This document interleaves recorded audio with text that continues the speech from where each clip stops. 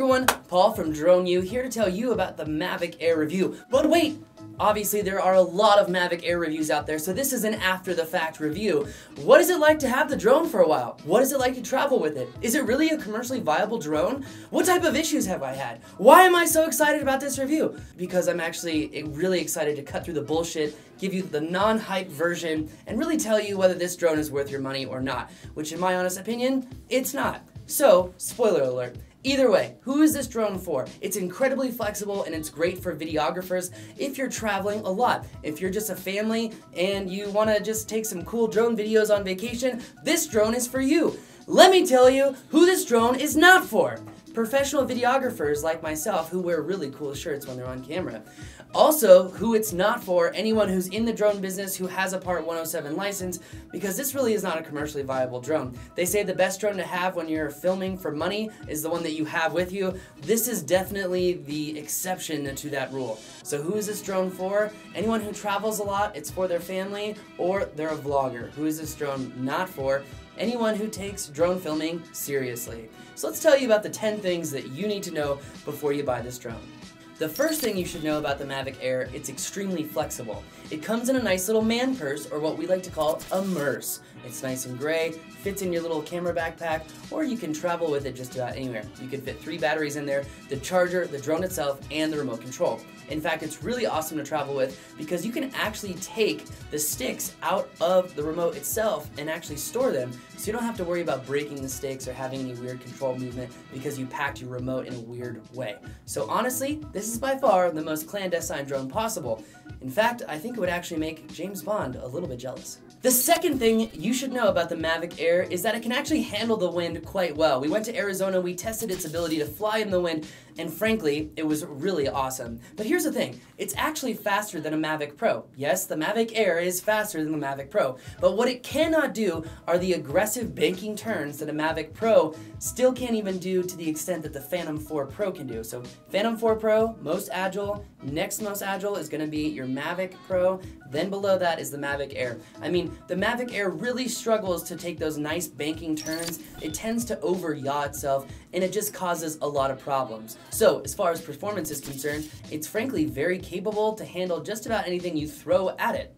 So as far as performance is concerned, it is actually quite capable, but just remember, with the Mavic Air, you don't get any attitude mode. So just something to remember. The third thing that you should know is what is real endurance? What is the real flight time that you can expect? I don't care what DJI advertises. If you have half a brain, you understand that the flight time at sea level and the flight time in the mountains is going to be a lot different. So what am I getting? In the mountains, or here at about 6,000 feet, I'm getting about 12 minutes of flight time. Down at the beach, I haven't gotten beyond 15 or 16 minutes of flight time, but again, I'm a pretty aggressive pilot, so you could get a little bit more flight time, but my experiences in Florida have said, no, 15 minutes. The fourth thing you should know is what type of distance can I really get with flying my drone? Is this like a Mavic Pro that can go thousands of feet and still have a great video signal and I can trust on it? So if I'm wondering what direction is the drone facing right now, I will know from my video feed. Nope, you're not going to get any of that with the Mavic Air. It doesn't have OcuSync, so you're realistically, if you're in an urban environment, probably going to get like 500-600 feet tops. Now, I have been in non-urban environments on the beach and only been able to get 200 feet. Now, here's the worst part. You like flying drones with your friends? Well, if you're flying a Mavic Air and they're flying a Phantom, they're going to have a great video feed. You're not going to have a video feed at all. It's going to suck, and you're going to look like a giant tool because you bought the Mavic Air. Just kidding, you won't look like a tool, but you won't be able to fly it that far. The fifth thing you should know is all about the camera, because frankly, this camera is advertised to have a little bit better camera capability than say the Mavic Pro, because the Mavic Air shoots at 100 megabits per second, offering a little bit better detail and information in your video.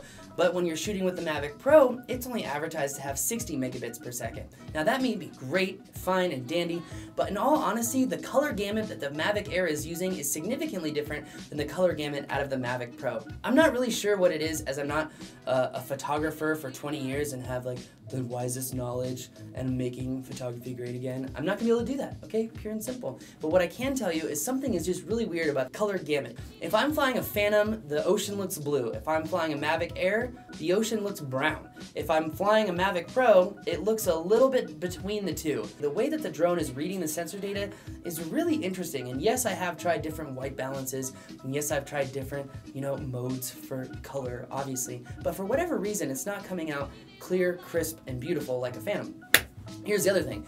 Whenever you're flying in sport mode, if you have your camera tilted up at 0 degrees and you pitch forward in sport mode, your camera automatically tilts down and stays there.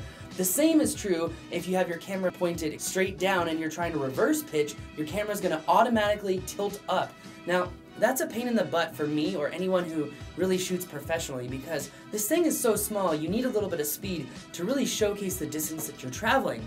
Well, when the gimbal auto tilts on its own because of the flight controller, that is a 2 thumbs down from me, or in the Roman days, that means death. The sixth thing you should know about the Mavic Air is that if you're a professional photographer or you have taken the DJI Photo Academy class, you're going to be really depressed once you hear what I'm about to say.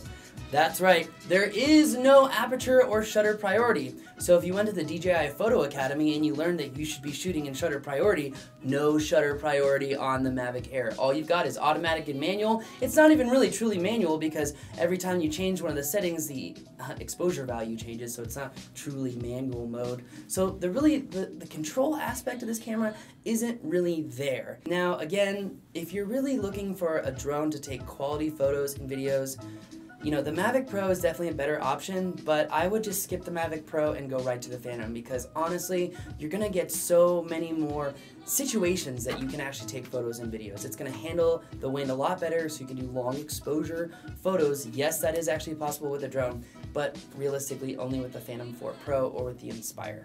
So, that's that. The seventh thing that you should know about the Mavic Air is the intelligent flight modes and the flight modes in general. It only has GPS in sport mode, and the sport mode is not really gonna have the same flexibility that you would have on the Mavic Pro. The Mavic Pro wins out hands down when it comes to flight modes.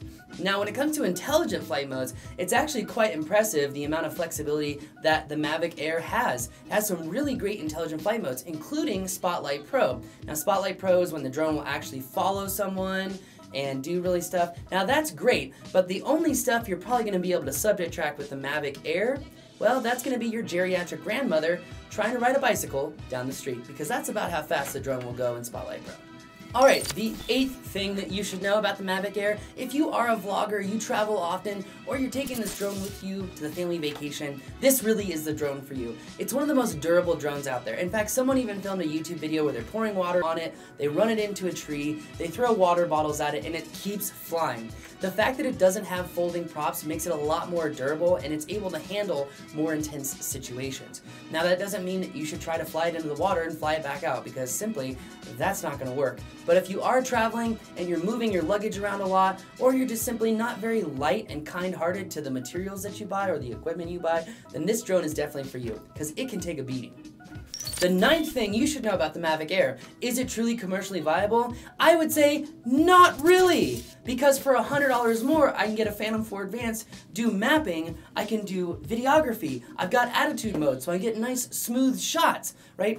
This drone has none of those things. The sensor is too small to do mapping, and frankly there's no Pix 4D compatibility, so it's not really going to work. In addition to that, I would just take a Phantom over this thing any day, especially for the fact that the Fly More combo is $9.99.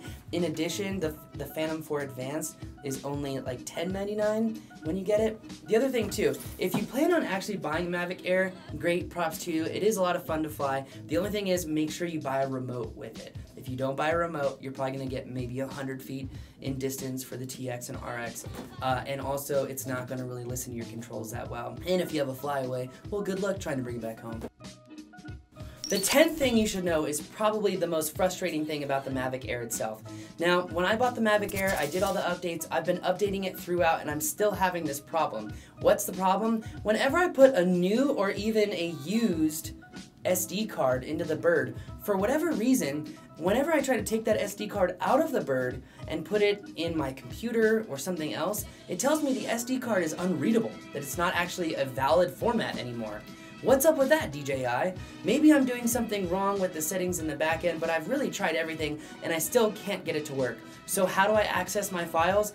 I actually leave the SD card plugged into the Mavic Air and use USB-C, that's right, USB-C, not micro USB, USB-C into my computer, and then I'm actually able to get all the footage off of it. Now the beauty of this too is that the Mavic Air actually has a built-in SSD, so you've got about 8.5 gigs of room on the drone itself. So if you ever forget to have an SD card plugged in, you've got 8 gigs of backup space on the bird itself, which again is really helpful if you're traveling a lot, you're traveling with family, you forgot the SD card. This really is the drone for vloggers and families. If it's anyone professional, this drone really is not for you. You're gonna get so much more out of a Mavic Pro than the Mavic Air.